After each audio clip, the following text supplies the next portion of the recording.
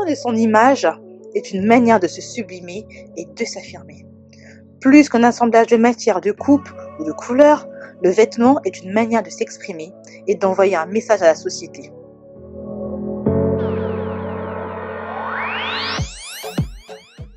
Encore faut-il envoyer le bon message, celui qui correspond à la personne que nous sommes au fond de nous.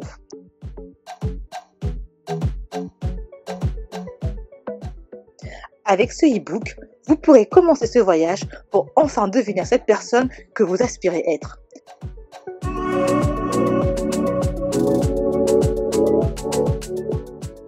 Laissez-vous guider avec bienveillance et boostez profondément votre confiance en vous. Bonne lecture!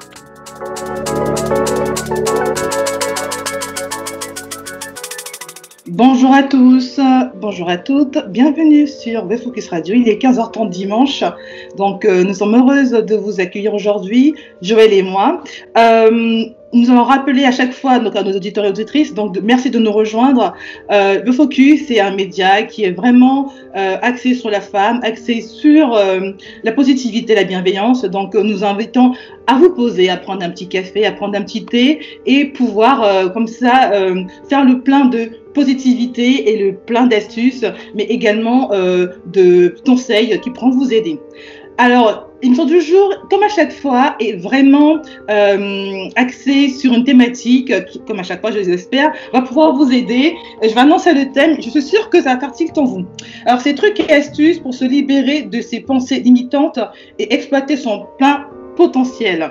Rien que ça, une vraie thématique qui promet d'exploser, je pense, les compteurs. On a encore avec nous une femme exceptionnelle, on le dit à chaque fois, mais pour le coup, c'est également vrai. Je laissais Joël la présenter et j'ai vraiment hâte de dérouler l'émission avec vous aujourd'hui. Encore bienvenue sur votre émission du dimanche dans 15h30. Bonjour Joël, comment vas-tu ? Bonjour Perle, je vais très très bien. Je suis très heureuse d'être avec vous en ce dimanche, de prendre le goûter, l'avant-goûter avec toutes nos auditrices et auditeurs. Et aujourd'hui, on a le plaisir de recevoir une grande dame qui a un parcours assez exceptionnel, quand même, il faut le dire. C'est Kumbaba. Kumbaba, elle est spécialiste de la communication, elle est entrepreneuse. Je ne sais pas comment on peut le dire. Des fois, j'ai envie de le féminiser un peu. Sociale dans la communication, mais surtout, elle est très, très, très active, même genre activiste, comme on dit, sur les questions droits de la femme, de la jeune fille, l'éducation, la jeunesse. Donc voilà, on est très heureuse de la retrouver parce qu'elle va pouvoir nous aider, nous booster encore en ce dimanche. On en a bien besoin avant de commencer la semaine. Donc bonjour Kumba, je vais vous laisser vous présenter encore plus largement à nos auditrices. Merci beaucoup. Bonjour Perle, bonjour Joël et bonjour à nos éditeurs et auditrices. C'est un agréable plaisir de partager ce dimanche-là aussi avec vous autour d'une, je vais dire, ça serait une conversation, un échange. On va pas venir se positionner en donneuse de leçons. Je pense que ça sera beaucoup plus un donner et recevoir. Donc je suis à Kumbaba, j'ai grandi au Mali, je suis africaine.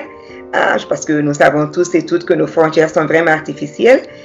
Je suis maman de 4 enfants. J'ai fait plutôt un cursus scientifique où après le bac en série biologique, j'ai continué pour avoir un bachelor en chimie, après un master en industrie et transformation agroalimentaire. Et après, j'ai travaillé pendant 10 ans dans l'agro-industrie.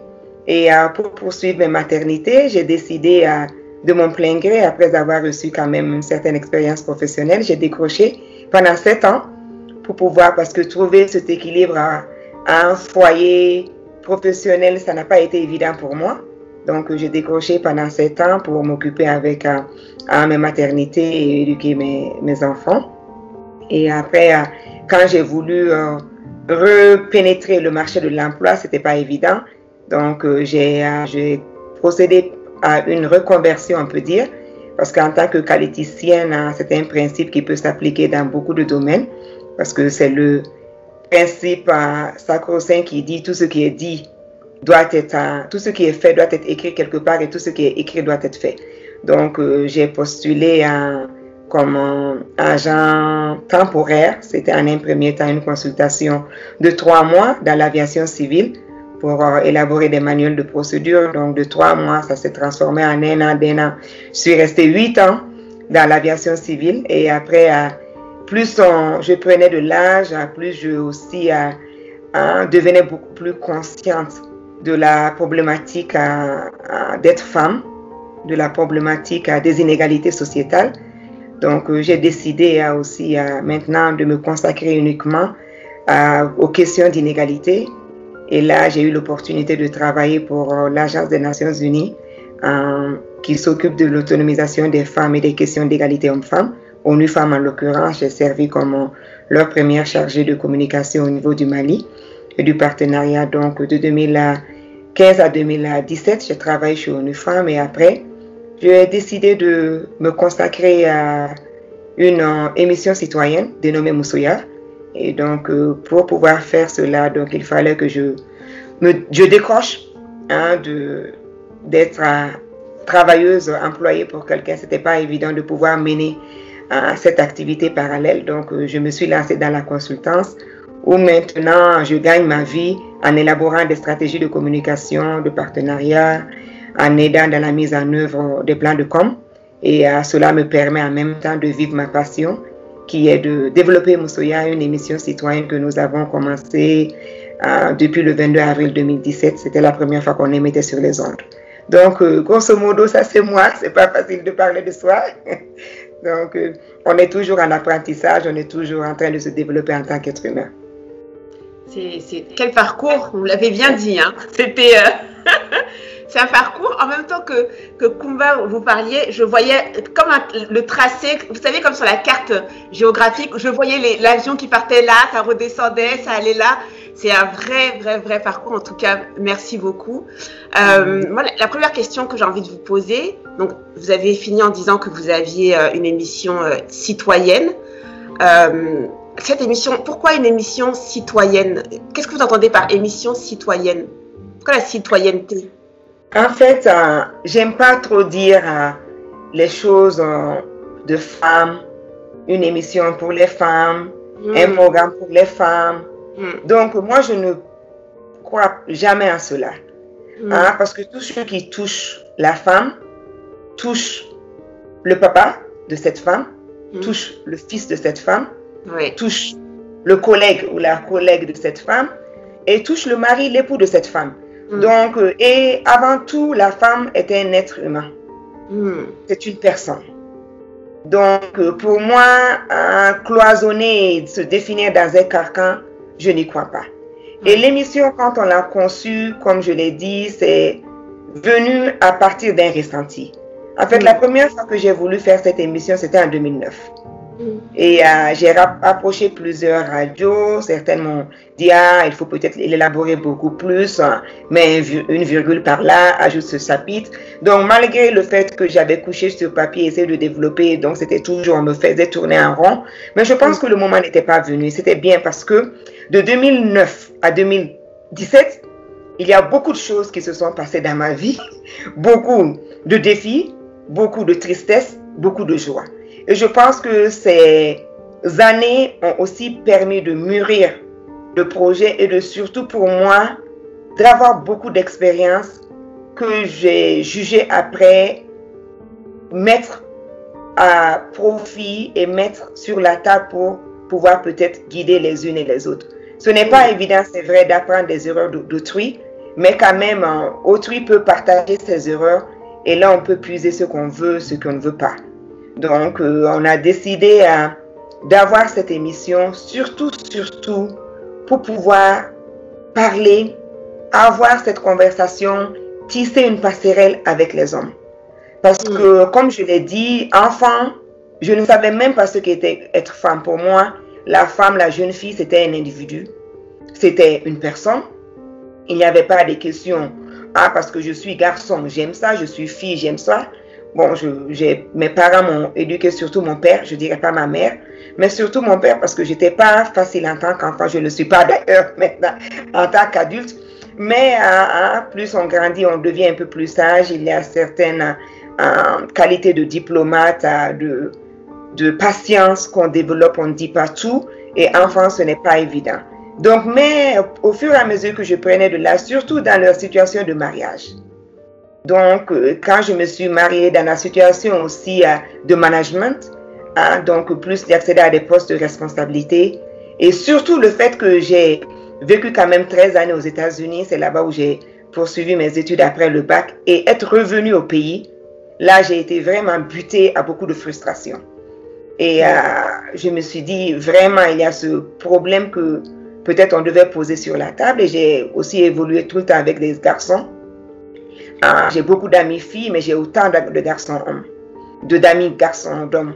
Et maintenant qu'on était à l'âge adulte, je voyais ce que mes amis garçons avec lesquels on a grandi plus de 30 à 40 ans, les libertés que nous avions enfants et tout à coup, moi je n'ai plus droit à ces libertés. Donc ça c'était un peu difficile. Et aussi les amis avec lesquels j'étais proche, femmes, je voyais qu'il y avait des zones de tristesse dans leur cœur, il y avait beaucoup de conflits dans leurs relations personnelles avec leurs conjoints.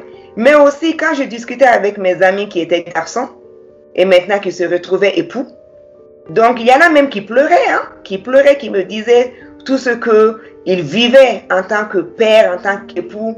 Et il y avait cette incompréhension terrible. J'ai dit, bon, tu vois, toi tu me confies ça, voici j'ai parlé à ta femme et pourtant elle aussi c'est son point de vue. Mais pourquoi tu ne le dis pas? Mais il y avait toujours ce esprit macho qui ne voulait pas reconnaître ses sensibilités et tout. Donc j'ai dit, bon, je pense que autant les femmes souffrent, les hommes aussi souffrent.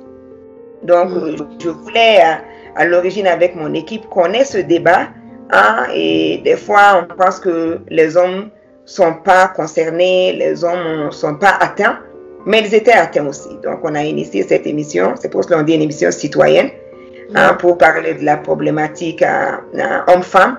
Mais au-delà de ça, on a aussi vu que ce n'est pas que la problématique homme-femme qui fait la personne. Donc, il y en a qui sont butés à des problèmes de santé, il y en a qui sont butés à des problèmes d'ordre administratif ou à des problèmes d'ordre politique. Donc, parce que notre émission parle de tout cela. Donc, c'est une émission hebdomadaire une fois par semaine, tous les samedis, pendant 2 heures de temps. On avait commencé à l'origine avec 1 heure. Mais tout très vite, on a demandé à ce qu'on ajoute. Donc, on a 2 heures d'horloge tous les samedis de 10h à midi. Et là, on émet sur Joliba FM. Et en même temps, on est en streaming live. Et aussi, on est à la télé. Donc, sur les 4 semaines du mois, 2 sont des émissions thématiques. Une, c'est le deuxième samedi du mois, c'est des émissions politiques. Parce que moi, je crois beaucoup à la politique, parce que c'est la politique qui décide de nos libertés, de nos actions, qui a défini le champ dans lequel on peut se mouvoir. Et en Afrique, spécifiquement au Mali, les femmes, des fois, ne sont pas conscientes qu'il faudrait qu'elles aient droit au chapitre, qu'il faudrait qu'elles s'immiscent et qu'elles participent. Des fois, c'est des choix délibérés, mais des fois, ce n'est pas des choix délibérés. Des fois, on veut participer aussi, mais on n'a pas les mêmes opportunités et les mêmes accès aux chances que les hommes. Donc, on a le deuxième samedi du mois, c'est Moussoni Politiki, qui parle des sujets d'actualité spécifiquement avec le Mali aujourd'hui, qui est buté c'est un problème multidimensionnel depuis 2012.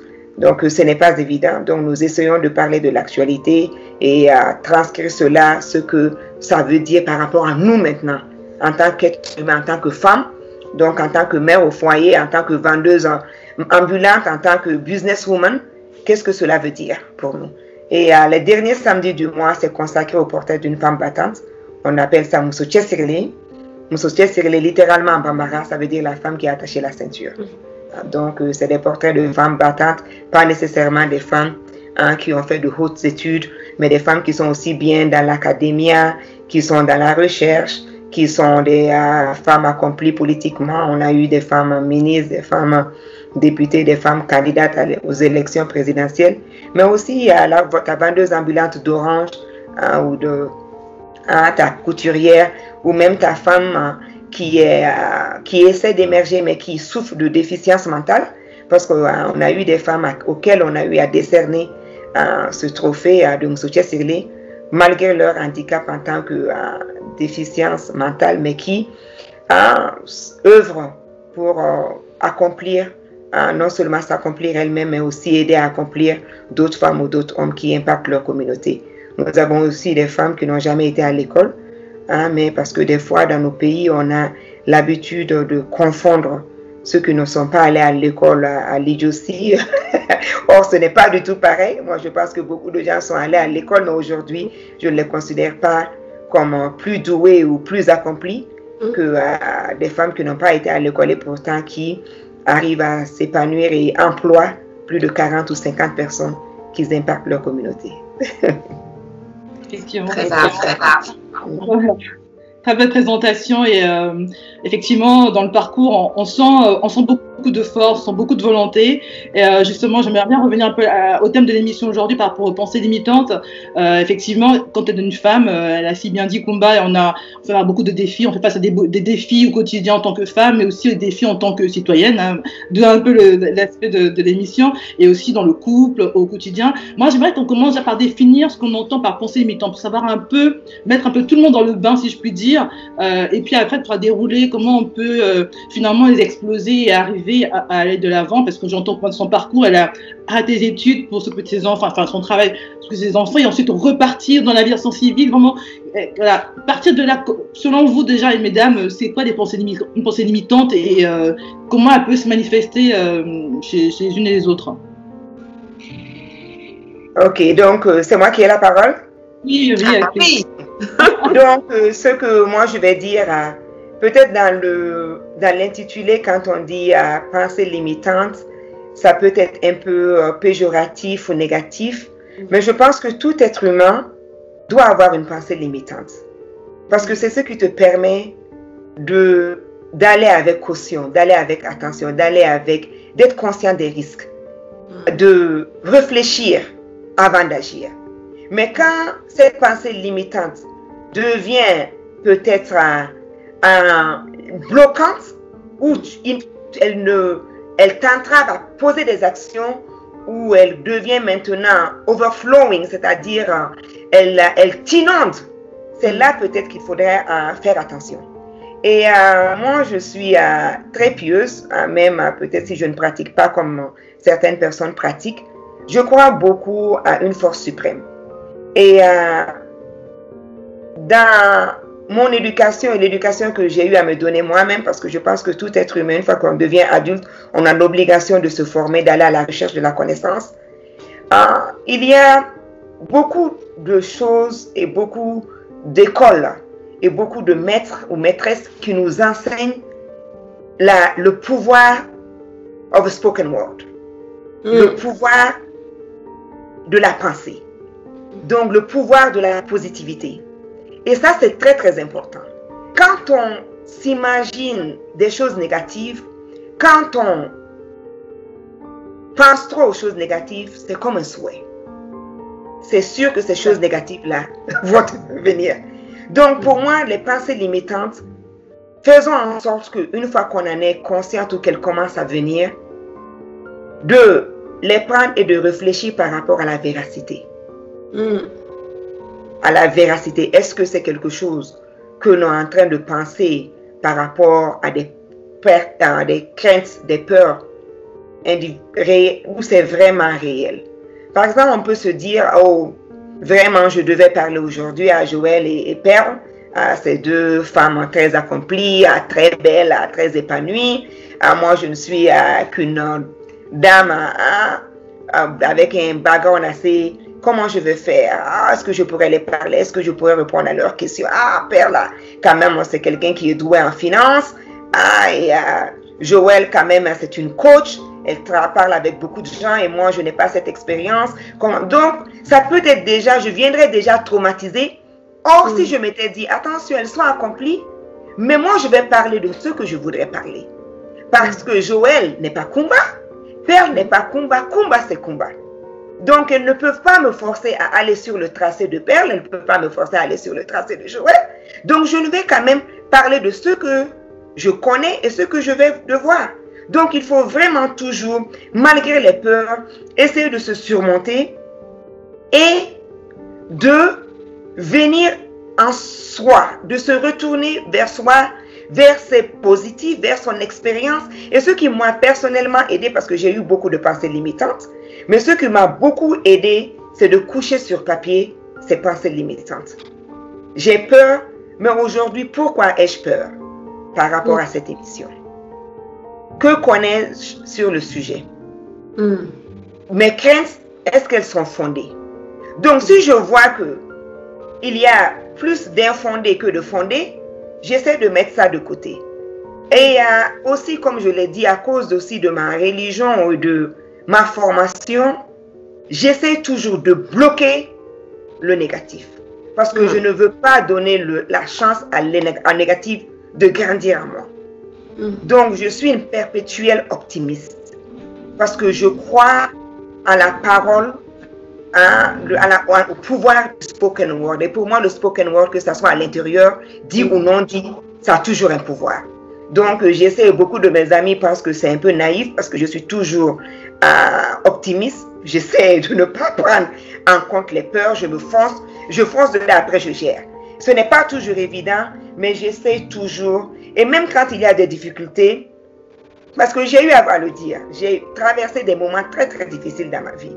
Très difficiles, j'aime même pas en parler trop, parce que je pense que toutes ces difficultés-là ont fait de moi aujourd'hui ce que je suis. Et si je n'avais pas parcouru ce que j'ai eu à parcourir, personnellement en tant que femme, en tant qu'épouse, je ne pense que ça ne m'aurait jamais permis de faire l'émission au niveau où je le fais. Il y a eu des moments où des femmes venaient par rapport aux violences basées sur le genre ou aux violences à l'endroit des femmes et des filles, parce qu'à nous voir, c'est pas écrit sur nos têtes, hein, qu'on a pu vivre ce qu'on a vécu. Donc certaines viennent et te jugent par rapport à ta présence physique, sans pour autant savoir ce que tout ça, cela enfuit. Ce qui est enfoui derrière le mascara, ce qui est enfoui derrière la poudre, ce qui est enfoui derrière la robe. Ils ne savent pas, elles ne le savent pas. Donc on peut venir, mais quand la conversation ou le niveau d'amitié ou d'affinité fait que je m'ouvre, donc les gens sont surprises. Les personnes sont surprises. Et je me dis, oui, c'est pas important parce qu'à côté de ces difficultés-là, j'ai eu beaucoup de facilité. Et ça, c'était un verset coranique qui dit, à côté de toute difficulté, il y a une facilité. Quel que soit en tout cas moi, c'est mes expériences, quelle que soit l'adversité, plus tard quand tu réfléchis en it, tu vois que cette adversité-là t'a donné aussi des forces, des positivités. Donc, les pensées limitantes, pour faire court, c'est normal. Ne pas les avoir, ça serait inconscient. Mais il ne faudrait pas qu'on les laisse nous dominer. Et ça, toujours, soyons positifs. La négativité, ça fait partie de l'être humain. Si on n'a pas des défis à relever, on ne grandit pas. Mais ne soyons pas tétanisés, hypnotisés par ces pensées. Merci. On va presque résumer toute l'émission. Pardon Joël, vas-y. Non, vas-y. Non, mais je vais juste rebondir. J'aime beaucoup ce qu'elle a proposé au début, de dire à un moment donné, de poser la véracité. Parce que c'est vrai, souvent dans les pensées limitantes, il y a de l'ordre du fantasme, de l'ordre de l'imaginaire. On croit on pense qu'on n'y arrivera pas, mais si on fait ça, mais il va arriver ici. Souvent, on a un chemin de pensée qui nous enferme en fait dans quelque chose de ne pas réel et que l'on pense réel. Et c'est vrai que l'astuce de coucher sur le papier, d'écrire, de dire voilà, je ressens ça, mais est-ce que c'est réel? Et si je fais ça, est-ce que vraiment je vais y aller? J'aime beaucoup, donc retenez bien cette astuce parce que je pense qu'on le dit assez souvent aussi sur le focus et c'est peut-être une piste déjà pour commencer à exploser cette barrière, finalement ce plafond qu'on se crée en nous-mêmes pour pouvoir aller au fond des choses et oser faire les choses. Donc je te laisse poser ta question, Joël. Oui, parce que justement, au tout début, Kumba, vous avez dit que le fait d'évoquer les pensées limitantes pouvait être un peu culpabilisant pour les femmes.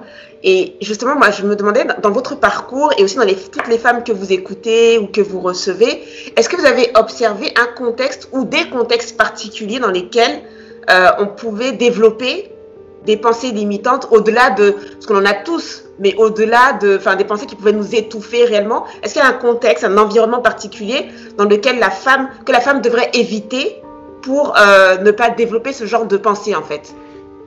En fait, pour moi, on ne peut pas éviter de ne pas développer les pensées limitantes. Mais c'est avec l'expérience et l'apprentissage qu'on les tue dans l'œuf. dès qu'elles commencent à venir, on les bloque. Et on se focalise sur le positif. Ce que j'ai remarqué avec mes conversations avec les femmes et les hommes, mais aussi à partir d'expériences personnelles, c'est que la première pensée limitante pour nous, par exemple, c'est quand on grandit et qu'on va à l'école. Donc, quand on a un examen, ou quand on doit rencontrer des personnes pour la première fois, ou qu'on a un petit ami ou une petite amie. Donc déjà, est-ce qu'on sera à la hauteur? Est-ce que je suis prête pour cet examen? Est-ce que je pourrais parler? Ou est-ce que, surtout quand on doit faire un exposé ou on doit aller devant la classe, et nous qui sommes dans ça, la prise de parole en public, je pense que, moi en tout cas, je le dis tout le temps, ça fait 4 ans que je fais mon émission, et ça n'a jamais loupé pendant tous les vendredis pendant 4 années, j'ai la diarrhée. Parce que j'ai peur de ce qui va se passer demain à mon émission radiophonique. Donc, mais ça ne m'empêche pas de laisser ça de côté, de préparer mon émission, de bloquer le sentiment et d'aller vers l'avant. Et Dieu merci, je n'ai jamais eu de soucis avec une quelconque émission. En aucun samedi, je ne pense jamais l'avoir. Mais tous les vendredis soirs, c'est la trouille. Et ça te force, quand tu es conscient de cette trouille-là aussi, tu dois dire, je dois me former, je dois m'entraîner, je ne dois pas être overconfident, je dois, parce que la pratique, c'est important. Donc, ces petites pensées limitantes aussi, comme je l'ai dit, ça te permet d'appréhender les risques et de faire ta gestion de risque.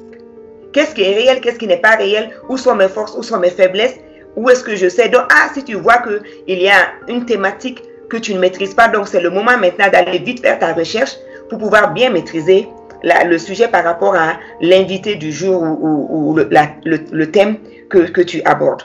Donc, après aussi, on est des femmes, et quand on rentre dans les relations de couple, surtout avant de se marier et tout, même dans le mariage, il y a beaucoup d'accusations gratuites, de peur qu'on a et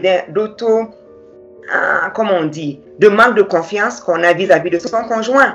Un appel non retourné, un SMS non retourné, donc un retard de 30 minutes, ça commence à s'imaginer des choses. Qu'est-ce qu'il est arrivé? Il est avec qui? J'ai rappelé, il n'a pas répondu. Donc, beaucoup de fois, ou bien on est sorti, il a regardé cette femme-là 2 fois, à la façon dont il parlait, donc où j'ai pas été présentée à cette amie. C'est qui cette amie? Donc là aussi, vite, on peut aller à des conclusions, mais je pense que réfléchir, ou même si on n'a pas de quoi écrire, et dire, est-ce que j'ai la preuve que vraiment il y a quelque chose qui se passe entre eux, ou est-ce que je m'imagine? Donc si je n'ai pas la preuve, comment vais-je me sentir si on m'accusait aussi gratuitement comme ça? Donc je pense que ça fait en telle sorte que tu déposes cette peur-là, parce que tu n'aimerais pas être traité comme tu es en train de traiter quelqu'un d'autre. Et en tant que mère, là, c'est les pensées limitantes, je pense que c'est dans ce domaine-là qu'elles m'inondent le plus. Parce que maintenant, j'ai des enfants qui sont adultes, donc quand l'enfant sort et l'enfant ne rentre pas à 2 h du matin, 3 h du matin, ou quand l'enfant veut sortir, en tant que maman, tu t'imagines 10 000 choses avant de lui accorder ou de lui donner la clé de cette voiture, parce que tu ne vois que du négatif. Mais après, moi, je me dis, j'ai eu à être enfant, si mon père aussi à l'époque m'avait empêché, est-ce que j'aurais vécu les expériences qui me permettent aujourd'hui de poser des bons jugements? Et puis c'est Dieu qui donne. Je me dis, c'est Dieu qui donne. Je ne peux pas aussi être terrassé par la peur pour ne pas laisser aller pour laisser mon enfant aller à l'exploration du monde. C'est vrai que le monde aujourd'hui n'est pas facile, mais aussi ça ne veut pas dire qu'on doit rester terrassé chez toi.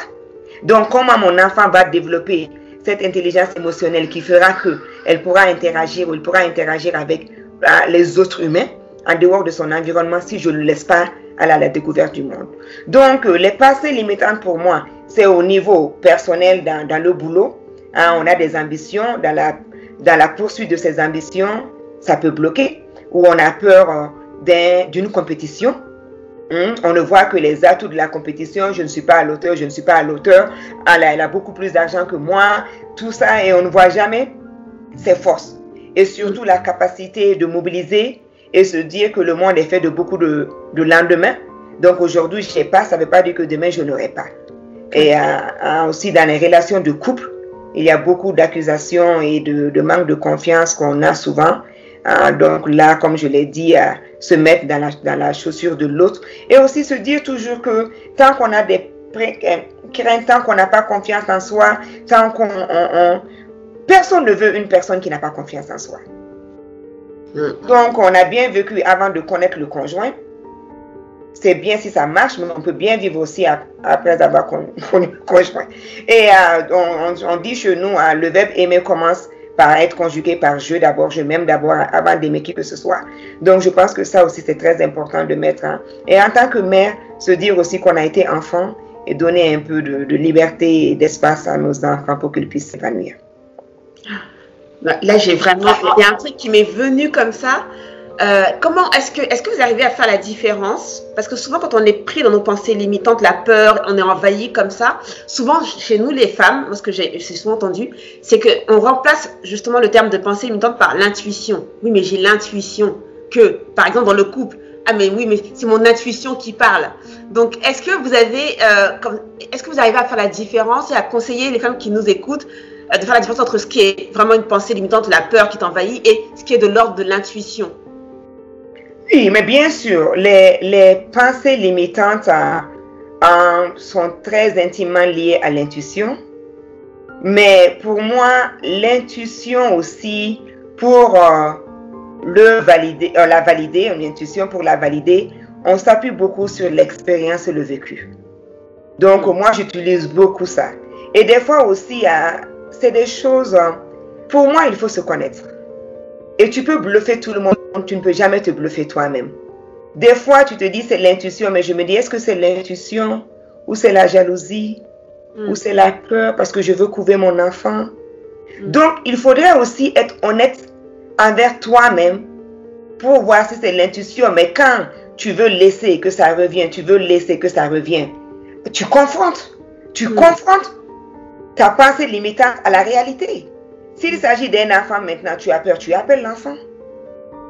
Tu lui fais un SMS. Si c'est un conjoint, j'écris, mais je n'écris pas en accusant. Je vais dire chérie pour te dire juste que je pense à toi. Et tu me manques. Je ne vais pas aller directement à dire, ça fait la énième fois que tu ne réponds pas à mon appel. Je sais que tu es occupé. Je sais que tu es occupé, c'est pas grave. Quand tu auras le temps, tu me répondras. Donc, si tu fais ça et que la personne te répond 48 heures, une semaine après, eh ben, tu sais que tu n'es pas la priorité de cette personne. Oui, c'est bien. Automatiquement, la même dose du médicament qu'il vient de me servir. Donc, pour moi, en fait, je traite exactement comme tu me traites. Mais chez nous, en tout cas au Mali, je ne sais pas chez vous comment c'est, mais chez nous au Mali, ce n'est pas très bien vu qu'une femme fasse le premier pas ou qu'une femme montre beaucoup ses émotions. Bon, j'ai eu à être brûlée à cause de ça, mais moi, vraiment, je m'en fous, je suis désolée. Quand j'ai des émotions, quand je pense que j'aime, je le dis. Je ne rentre pas trop dans ces jeux de cache-cache. Je ne rentre pas trop, mais je ne sais pas de trop en faire. Si je le fais que je n'ai pas le retour, là, je coupe. Donc, pour moi, quand la pensée limitante devient un peu inondante et que ça, c'est overflowing, tu n'arrives plus à gérer et tu penses que c'est vraiment une forte intuition là, tu confrontes. Tu confrontes. Si c'est une situation, si je dois me lever, je me lève pour aller chercher mon enfant. Si je dois appeler, je me lève. Donc, je confronte. Mais je pense aussi que toujours, l'intuition, c'est basé aussi sur l'expérience. La première fois que j'ai eu à vivre ceci ou à passer cela, voici comment ça s'est terminé. La deuxième fois, voici comment ça s'est terminé. Donc, des fois, toutes les fois, ça s'est bien terminé. Donc, vraiment, tu exagères. Laisse de côté et va continuer ta vie. Laisse les gens vivre. C'est ce que j'essaie de faire, en tout cas. C'est le cas de, comme en conseil, vous avez noté, hein, il faut confronter ce que vous ressentez. Moi, j'ai envie de revenir un peu ce qu'a abordé Kumba, et c'est vrai, de lier en fait des pensées limitantes au fait de se connaître, la confiance en soi. Parce qu'effectivement, quand on doute de soi, quand on n'est pas sûr de ce qu'on vaut, même au niveau professionnel, et même en tant que femme, parce que c'est ça aussi, hein, c'est-à-dire que si son mari regarde la femme à côté un peu trop, de manière un peu trop appuyée, se sentir menacée en se disant, mais s'il regarde, c'est que moi, je ne suis pas assez ceci ou pas assez cela. C'est vrai qu'on en revient toujours dans de filigrane, elle dirait la même chose. Ça, c'est se connaître, la connaissance de soi qui permet finalement d'appréhender la vie de manière un peu plus sereine, sans se laisser envahir par toutes ces pensées qui vont un peu nous bloquer. J'ai envie de revenir un peu à la femme pro, parce que on l'a dit au début, hein, vraiment le CV, le CV impressionnant, et ce courage, parce que pour moi c'est du courage de se dire, alors je fais ci, je fais une pause dans ma carrière, et je reprends, et à un moment donné, elle a parlé de l'émission, elle a stoppé toute activité de combat pour se mettre finalement à son compte, c'est bien cela, et créer cette émission, et ça demande énormément de courage. Où est-ce qu'on trouve un courage pareil? C'est quoi l'astuce pour se dire j'y vais, tant pis, et j'essaie vraiment de faire en sorte que les choses, d'aller jusqu'au bout justement de mon projet et de mon rêve quelque part, si je puis dire. Bon, pour moi, le courage d'abord, ça vient avec l'expérience, bien que toute personne a un peu sa personnalité. Parce que comme je l'ai dit, depuis enfant, j'ai toujours été tête brûlée et faire ce que j'ai envie de faire. Et ça m'a coûté ce que ça m'a coûté avec mes parents et tout. Mais pour moi, on ne peut vivre que sa vie. Et j'ai vu beaucoup de fois des personnes qui définissent leur vie et leurs actions par rapport au désir et au projet d'autrui. Que ce soit ses parents et tout ça. Et après, tu n'es jamais à l'abri des critiques. Tu n'es jamais à l'abri du jugement. Donc pour moi, le seul jugement qui va te donner satisfaction, c'est quand toi-même, tu fais ce que tu as envie de faire. Si ça marche, tu te félicites. Si ça ne marche pas, il n'y a pas deux personnes pour partager le blâme. Donc, c'est pour ça dans ma vie, c'est vrai que j'ai eu à respecter la décision de mes parents. Ça, c'est obligé quand on est mineur, quand on vit chez ses parents et quand c'est eux qui te nourrissent. Tu es obligé de faire. Donc, on a fait des études. Des fois, on a suivi un cursus parce que le papa, la maman pensaient que c'était un cursus porteur. C'est ce qui allait te permettre de trouver un boulot, de bien vivre. Mais après, toi-même, tu te décides, est-ce que ce qui est important pour moi en tant que Kumba, en tant que Joël, en tant que Perle, c'est d'amasser des millions à la fin du mois ou plutôt de parler à la radio et d'avoir 4 ou 5 personnes qui me disent vraiment merci pour ce partage d'expérience. Tu dois savoir ce qui t'accomplit en tant que personne. Toute personne n'est pas motivée par l'argent. Toute personne n'est pas motivée par la gloire. Donc, et là, tu ne peux jamais te définir à travers autrui. Comme je l'ai dit, quand j'ai fait un premier mariage, ce mariage n'a pas marché. J'ai fait un deuxième mariage et j'avais travaillé plus de 10 ans dans l'industrie, j'avais gagné très bien ma vie. Mais j'ai commencé à sentir que dans ce deuxième mariage, il va y avoir clash. Et je ne voulais pas faire des enfants de papa différents. Donc, malgré que j'avais fait de très hautes études, je gagnais très bien ma vie, j'ai décidé de décrocher et de devenir ménagère, mère au foyer. Mais pendant cette époque-là, pratiquement beaucoup de personnes dans ma famille ne m'adressaient plus la parole. J'étais devenue une honte pour eux. Parce que le fait de décrocher, après avoir fait de hautes études, d'aller dans les meilleures universités du monde, mes parents n'arrivaient pas à comprendre. Mais je l'ai fait après avoir aussi calculé. Est-ce que j'ai suffisamment de moyens d'économie pour vivre moi-même? Si je veux une chaussure, acheter une chaussure, est-ce que je peux me le permettre? Si je veux faire un cadeau à ma mère, est-ce que je peux me permettre? Donc, effectivement, j'ai fait cela au bout de 7 ans. Je n'avais pas un rond. J'avais puisé toutes mes économies. Ça ne marchait pas. Au foyer non plus. Donc, j'ai commencé à travailler. Et quand j'ai voulu créer l'émission Moussoya, donc je travaillais en ce moment, même si je n'étais pas employée des Nations Unies, j'étais quand même consultante bien payée. Et quand j'ai dit que de ne pas renouveler mon contrat, personne ne me croyait. Ils disaient non, Kumba, tu vas où? Tu as eu où?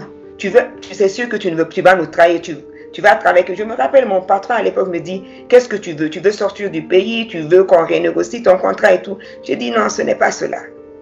Et jusqu'à aujourd'hui, c'est peut-être les 2 premiers mois qu'ils ont vu que je ne suis allée nulle part, qu'ils ont compris que vraiment j'ai renoncé à un contrat des Nations Unies pour aller suivre ma voie et ouvrir commencer cette émission radio-télé.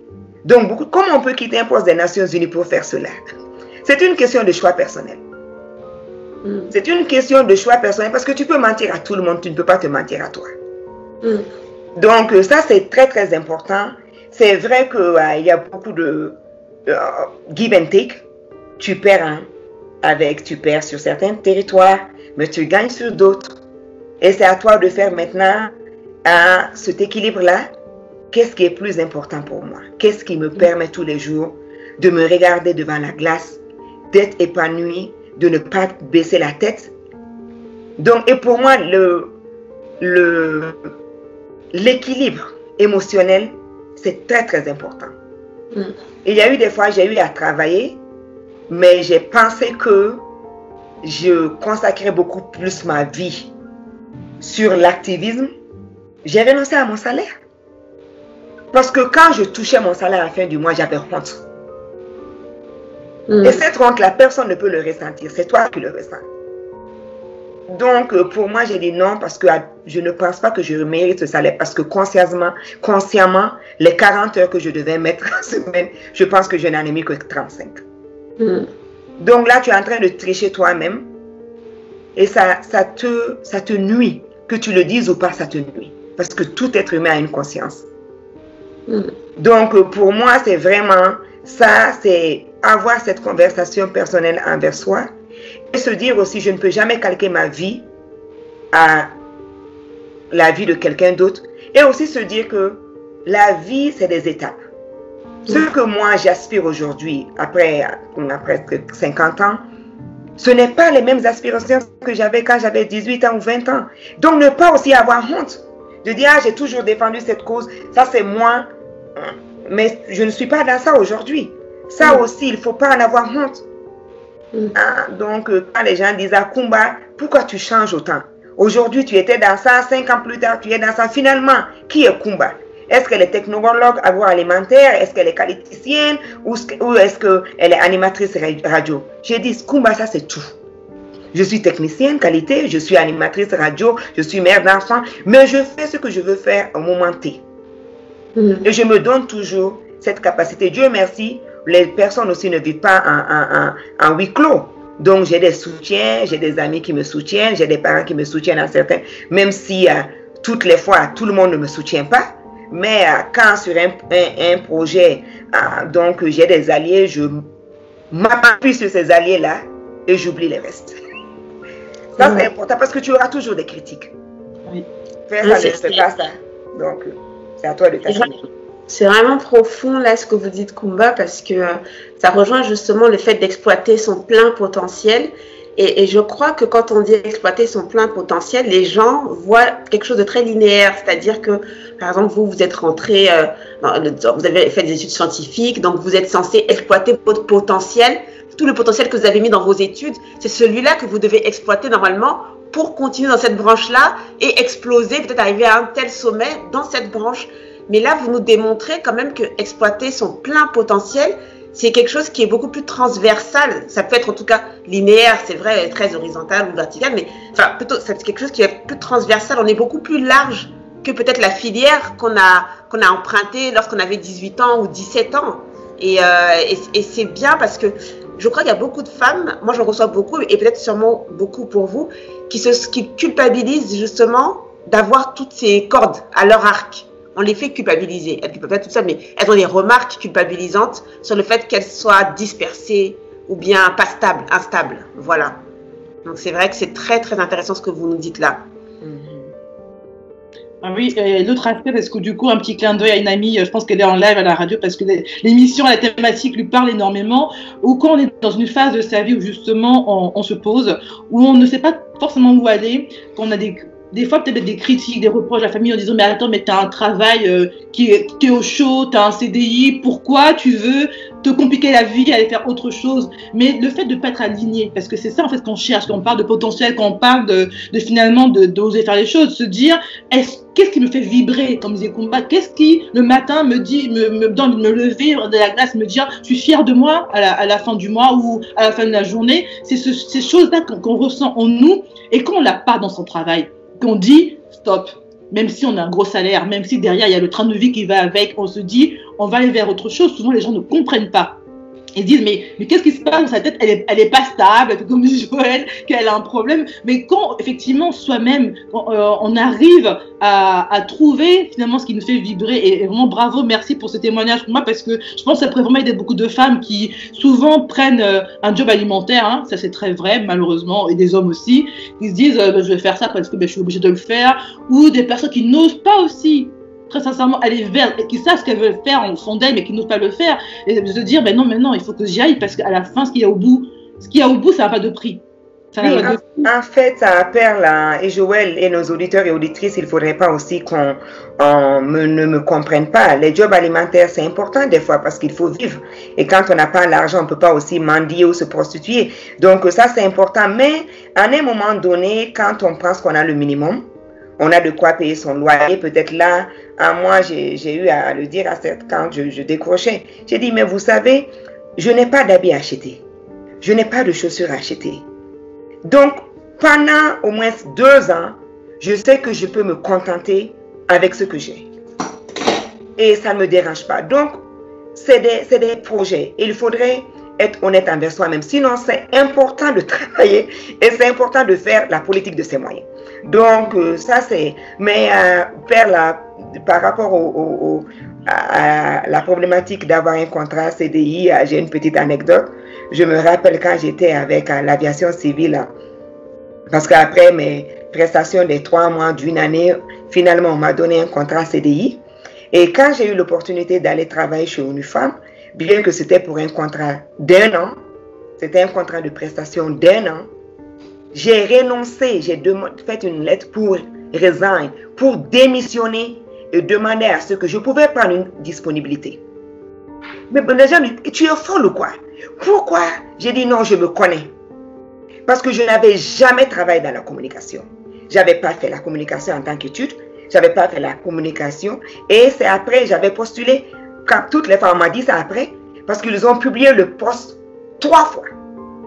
Et toutes les 3 fois, j'ai appliqué. Et on me disait non, elle n'a pas le background.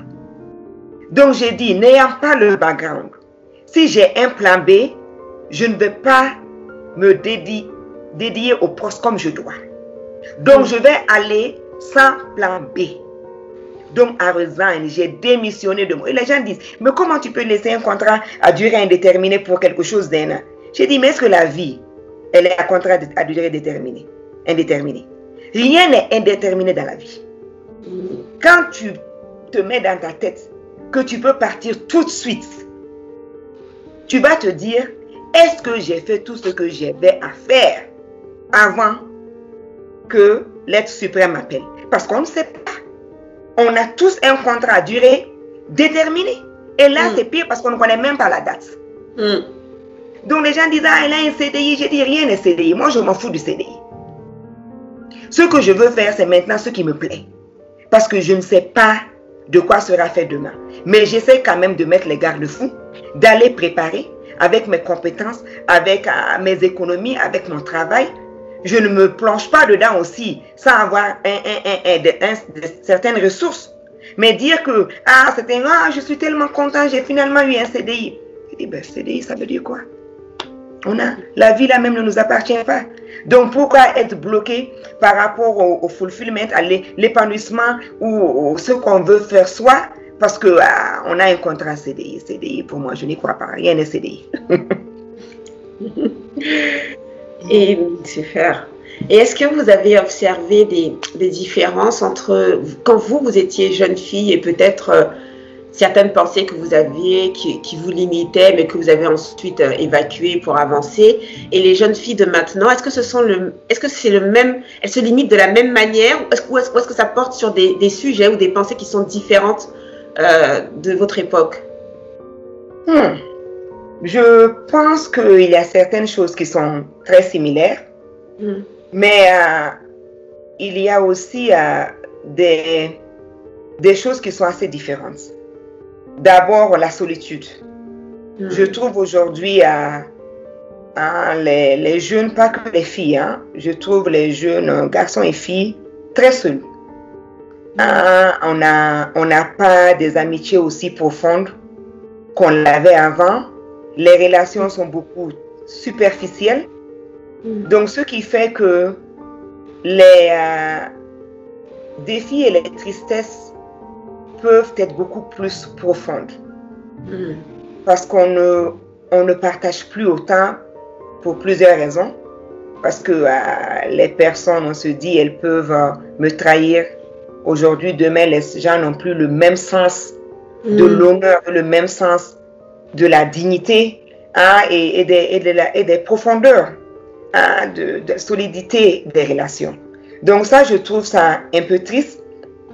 Mais en même temps aussi, je vois qu'il y a certaines forces par rapport à la mondialisation. Les gens ne se définissent plus aussi à je suis malienne, ou je suis à Peul, ou je suis de l'Afrique. C'est plutôt, moi j'aime ça. Je suis dans l'éthique, je suis dans la communication, je suis dans le hip-hop, je suis dans la mode.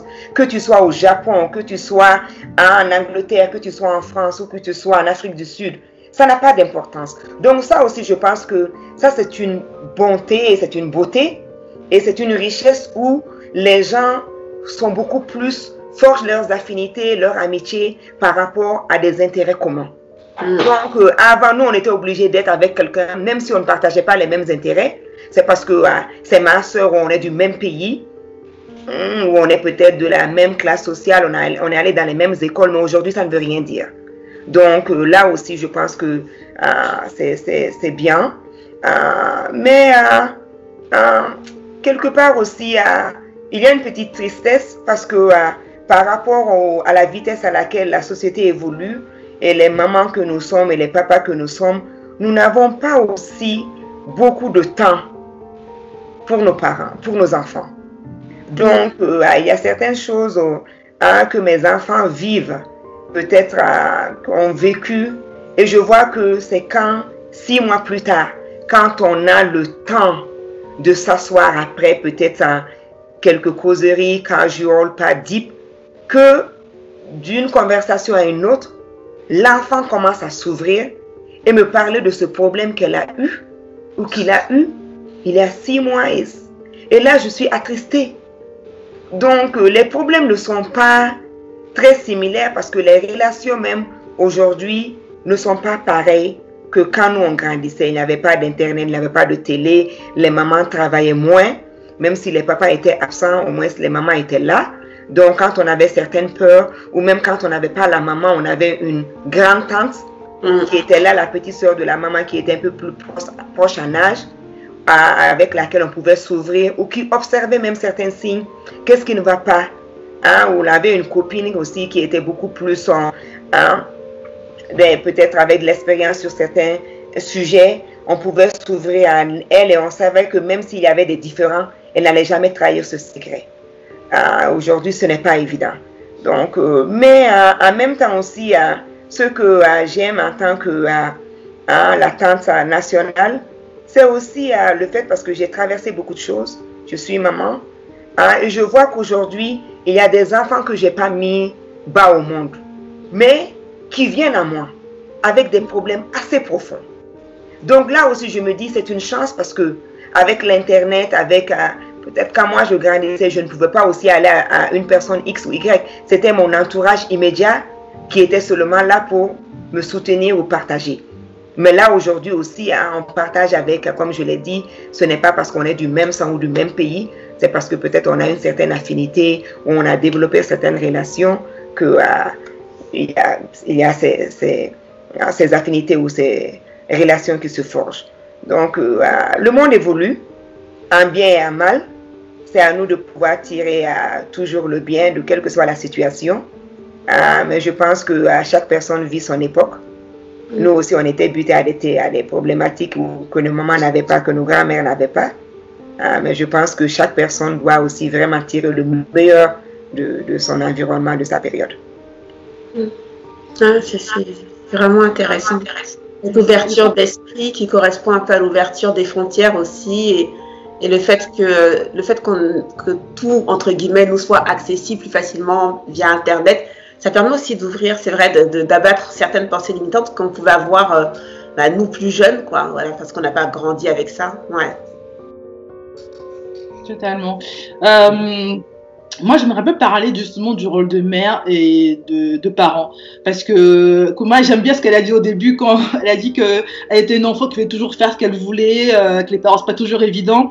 Et moi, depuis que je suis maman, j'ai 3 enfants, j'ai cette hantise-là de me dire, est-ce que je leur donne les armes pour affronter la vie? Parce que moi, ma plus grande peur, je le dis, hein, pas forcément penser limitante, mais un petit peu, c'est qu'ils se découragent, qu'ils ne sentent pas assez forts ou assez compétents ou assez ceci pour pouvoir affronter la vie. Et à chaque fois, j'essaie vraiment de prendre le temps. C'est vrai que parler du temps, c'est un vrai sujet, de parler avec mes enfants, discuter, aller vers eux, leur dire comment tu te sens, sans être la maman trop en mode j'accueille mes enfants, mais d'être avoir une relation vraiment assez proche. Et à chaque fois, je cherche justement des astuces pour leur insuffler un peu ce côté de se dire, si je veux, je peux. Et rien ne peut t'arrêter si tu as la volonté. Si tu ne sais pas, ben, tu vas chercher l'information. Si tu ne la trouves pas, ben, tu vas chercher la personne qui peut te la donner. Vraiment, d'être dans cette dynamique-là. Est-ce que, Koumba, vous aurez des astuces comme ça à nous donner? Parce que, en tant que mère, je trouve que faire des adultes... on va dire, non, enfin normaux, je peux pas dire ça comme ça, mais des adultes équilibrés, des adultes un peu moins écorchés par la vie, c'est un vrai travail. Et voilà, je serai assez preneuse d'acheter, je pense aussi nos auditeurs, auditrices aussi, qui nous écoutent, comment on peut insuffler un peu ça, nos enfants, là, dire un peu, allez, il faut y aller, quand il faut y aller. Bon, je pense que d'abord, nos enfants ont tous des personnalités différentes. Donc, je pense que c'est très important aussi de prendre en compte la personnalité de l'enfant. Et si parmi tes enfants, tu as un qui te ressemble beaucoup, tu vas trouver qu'en général, c'est avec ce dernier que tu as le plus de soucis. Donc, tu es très opiniâtre, assez bélier, tu ne renonces pas et tu vois un enfant qui est très... il a beaucoup d'opinions. Il aime toujours foncer, même quand on lui donne des conseils, il ne le veut pas, c'est à contre-cœur qu'il prend les conseils. Donc moi, j'essaie de voir, cet enfant-là, est-ce que c'est pas moi, Amini? Si c'est moi, Amini, je remonte 40 ans, il y a 40 ans, il y a 35 ans. Par rapport à cette situation, comment je me suis sentie? Par exemple, moi, je suis une enfant qui a été beaucoup battue.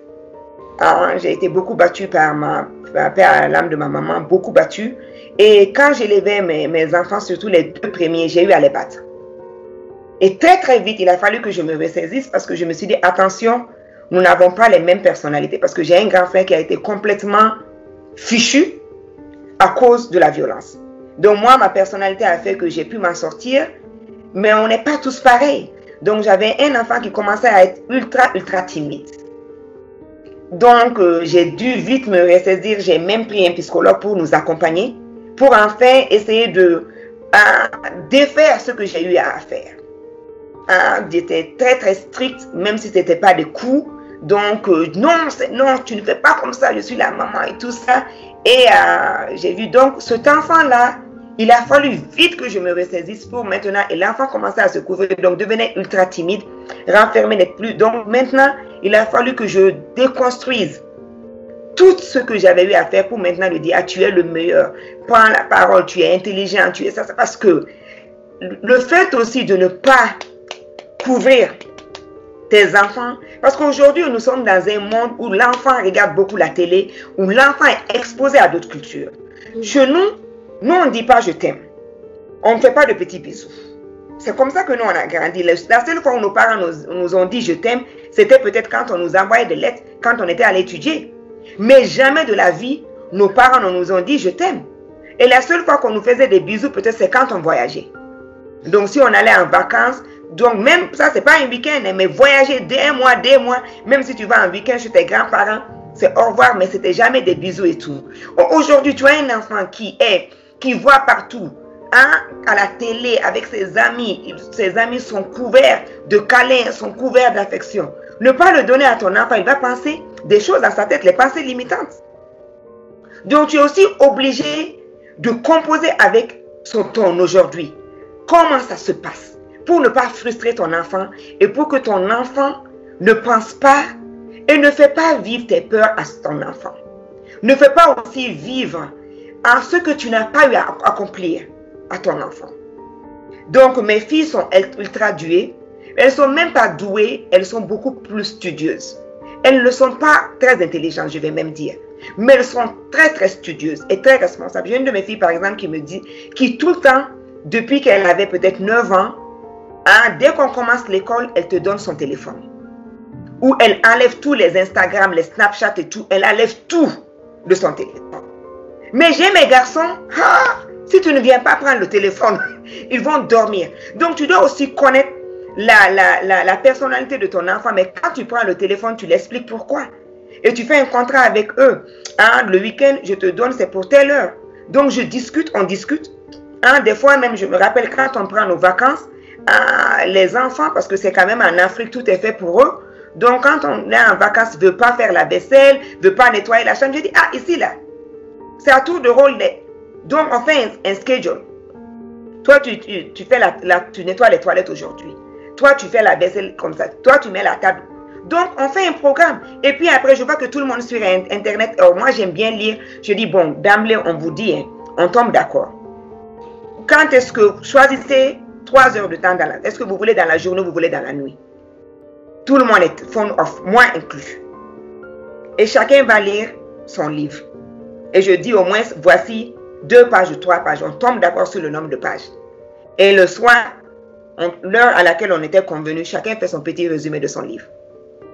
Donc, quand ils ont fait leur part du contrat, maintenant ils ont quartier libre. Parce qu'aujourd'hui, tu ne peux pas aussi forcer ce que tu veux à ton enfant. Si tu le fais, tu vas perdre ton enfant.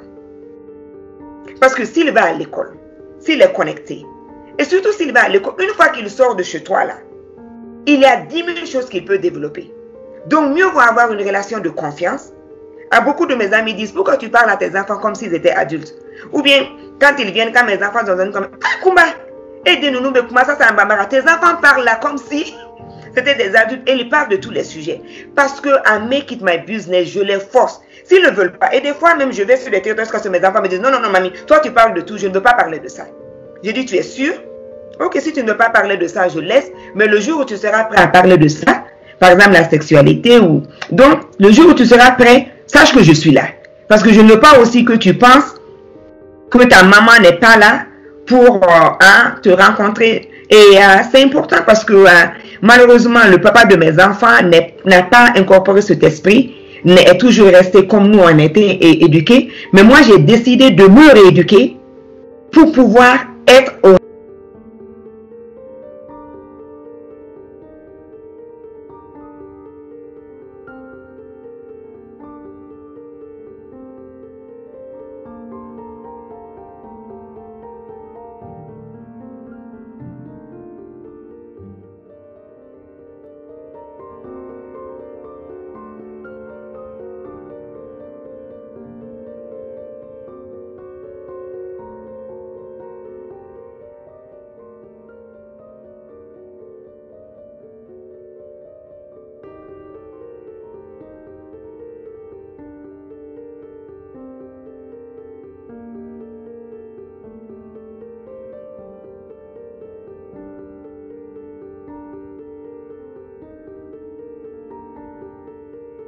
C'est vrai je sais que tu ne vas plus jamais me battre, mais j'aurais préféré aussi que tu ne cries pas sur moi parce qu'on peut accomplir beaucoup sans les cris. Ça, c'est mon enfant à l'époque, il avait 16 ans, qui me parlait comme ça, tout zen, hôtel là. Et là, je me suis sentie un peu humiliée, comme si c'était moi. Voici maintenant le fils qui prend la position du parent et qui me dit, mais il savait aussi que il a été en environnement confiant malgré que le fait que je perdais un peu mon cool, que les trucs, il y avait cette relation de confiance. Et je sais la façon dont je parle avec mes enfants. Parce que même les frustrations qu'ils ont avec leur père, même les clashs qu'ils ont avec leur père, ils sont suffisamment à l'aise pour venir me parler de ça. Récemment, il y a 4 ans de cela, un de mes enfants était exposé à la drogue durant un réveillon. Mais le lendemain matin, il m'en a parlé. J'ai dit, mais si je n'avais pas cette relation de confiance avec mon enfant, s'il savait s'il avait peur, est-ce que je peux dire ça à maman que j'ai touché la drogue aujourd'hui? Donc, ça me fait peur, mais on est obligé de créer un climat de confiance pour qu'on puisse tout savoir de nos enfants. Mais des fois aussi, si tu dois fouiller, tu fouilles, mais tu fais en sorte qu'on ne t'attrape pas en train de fouiller. Ça, c'est très, très important. Je disais aussi. Ça, c'est très, très important. Et aussi, il y a une situation que j'ai vécue qui n'était pas évidente. Quand je me suis séparée du papa de mes enfants, il avait une copine. Cette copine-là avait vraiment pris mes enfants comme des petits. Donc, c'est la stratégie aussi de certaines femmes. Hein. Elle n'est plus avec le papa de l'enfant, mais mes enfants étaient tout le temps avec elle. Tout le temps, hein, mes cadeaux. Quand je voulais parler à mes enfants, tanti était là. Mais je n'ai jamais fait un problème. J'avais peur, surtout en africaine, est-ce qu'elle donne quelque chose à tes enfants? Nous, on a la magie noire, la magie rouge, on a tout. Donc, mais il fallait que je ne montre jamais cela à mes enfants pour qu'ils ne pensent pas que j'ai peur. Eux aussi, parce que je ne veux pas qu'ils développent de la méchanceté et de la jalousie maladive. Donc, je les ai laissés. Moi-même, je disais, appelle ta tante là, elle t'aime beaucoup dès les jours de fête. Et tout, j'ai dit, est-ce que tu as fait un SMS à ta tante? Est-ce que tu as fait cela? Est-ce que tu lui as dit merci? C'est la fin de fête de l'année. Tu as vu ça. Elle était malade. Tu l'as appelée pour voir comment elle va. Donc, c'était important. J'avais peur. Je ne l'aimais pas. Et j'avais peur parce que je ne savais pas ce qu'elle disait ou ce qu'elle faisait avec mes enfants. Mais je ne pouvais pas montrer cette peur-là. Il fallait que je montre à mes enfants qu'ils peuvent avoir confiance. Que l'être humain, c'est l'amour. Plutôt que de dire non, jamais. Pourquoi bien appeler le papa? Pourquoi tu amènes mes enfants chez ta copine? Je ne veux pas que mes enfants passent la nuit chez ta copine. J'avais peur, mais maintenant la copine elle est partie, une autre est venue. Mais mes enfants même, tu vois, donc c'est pas un souci parce que pour moi tu les couvres d'amour. Donc je veux pas que mes peurs internes soient transmises et bloquent l'épanouissement de mes enfants, peut-être parce que ces peurs-là, peut-être même, elles ne sont même pas justifiées. Ah ouais. Père, je parle beaucoup, hein. Non, mais c'est intéressant cet exemple, Kumba. C'est intéressant, effectivement. Ouais. Très intéressant. C'est vraiment intéressant cet exemple parce que c'est vrai que on en a, de mémoire, je ne crois pas qu'on ait évoqué cette problématique justement un peu de la belle-mère qui arrive et puis qui prend tes enfants et tu te sens un peu dépossédé. Tu te dis, est-ce qu'ils vont encore m'aimer et tout. Donc c'est vraiment, merci Kumba, c'est vraiment très très très enrichissant. Et puis tes enfants, personne ne peut te les prendre. Personne. Il faut seulement aimer l'enfant. Personne ne peut te les prendre. Parce que les 9 mois là, c'est pas cadeau, hein. Les 9 mois et l'accouchement. L'accouchement. Donc personne ne peut te les prendre. C'est peut-être toi qui peux faire par rapport à tes actions, tes actes posés, qu'un enfant te fuit ou ne te fuit pas. Totalement. Bon, ben nous voilà armés, hein. Là, on est bien armés, là. Bon, je sais pas, hein. Ah si. C'est un petit partage, hein. Ouais, un très beau partage en tout cas, merci, on arrive, ça y est, on a dépassé un petit peu l'heure, mais effectivement, 1 heure, ça passe très vite. Ça passe très très vite. On les remercie encore, Kouma, d'avoir accepté cette invitation et pour tous les conseils, toutes les astuces sur les pensées limitantes, sur tout ce qui pourrait finalement des fois nous bloquer, à tort d'ailleurs. Le mot de la fin, Joël, à moins que tu aies envie de dire quelque chose avant de laisser Koumba clôturer cette émission. J'ai toujours un mot, mais là, j'en ai pas tellement. C'était bien. En fait, je suis encore en train de baigner dans les paroles de Koumba. Donc...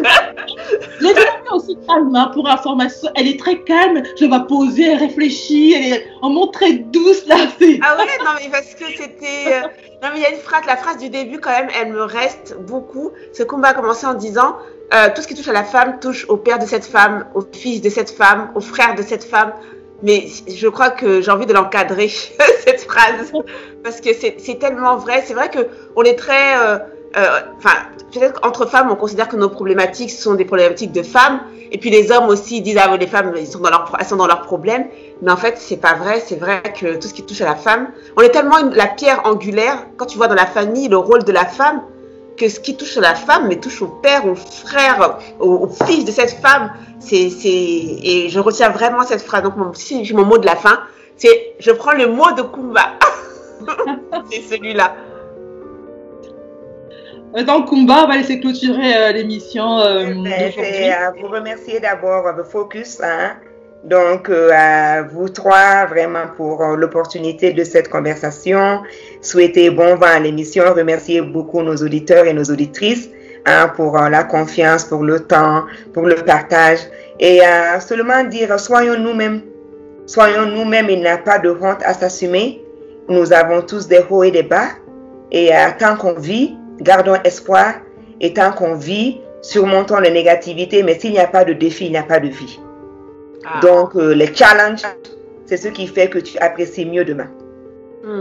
Merci. Très, très beau pour de la France. Je pense qu'on ne pourrait pas rêver mieux. En tout cas, on vous invite à revoir cette émission en replay, soit à la radio, si vous voulez écouter juste, mais pour suivre voir Kumba en live.